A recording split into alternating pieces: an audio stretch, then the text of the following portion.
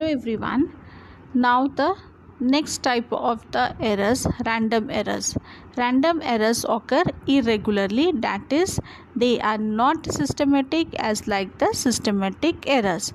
The random errors are random or irregular with respect to the sign and size. That is, sometimes random errors may be positive and sometimes negative.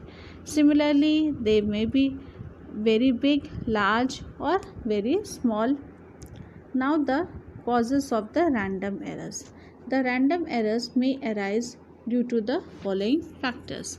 First, due to the random and unpredictable variations in the experimental conditions like temperature, pressure, mechanical strain, voltage supply, etc. affect the experiment. Second, personal errors by the observer during the experiment. He make the personal error, that is, he is not taking the reading in the prescribed way as given in the method. The random errors are also known as the chance errors. Why they are so called chance error?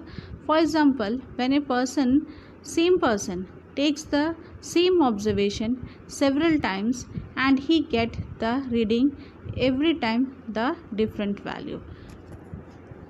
The most probable method to eliminate this error is by taking the observation several times and taking the arithmetic mean of these observations.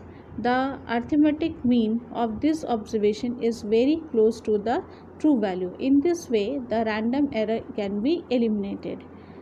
It is said that when a number of observations, or when it is observed that when a number of observations are taken several times, the random error is reduced to 1 by n times.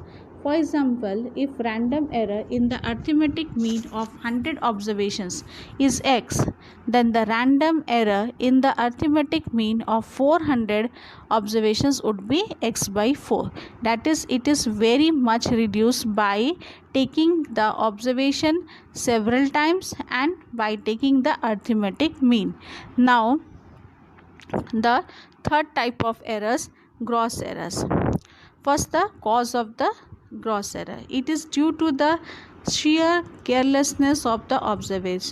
That is, the observer is not using the method or the correct method for doing the experiment. He is taking the observation incorrectly and he is reading the scale incorrectly. These are the personal reasons or the personal errors of the or the carelessness of the observer due to which the gross error is caused.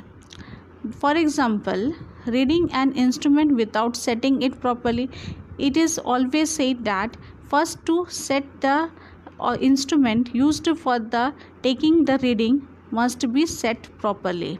Second, taking the observations wrongly without caring for the sources and precautions. It is always told by the instructor that before taking the observation, you must go through the precautions and the sources of error given in the manual.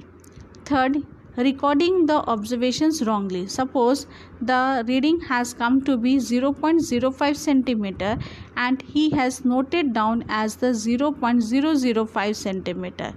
Fourth, using wrong values of the observations in the calculation. Suppose the given value is 0.5 centimeter and it is to be suppose the observer is finding the volume of a sphere using the vernier caliper and the radius has come to be 0.05 centimeter, but during the calculation when is putting in the formula v is equal to 4 by 3 pi r cube, he has put the value as the 0.5 centimeter and then the value will become to be incorrect.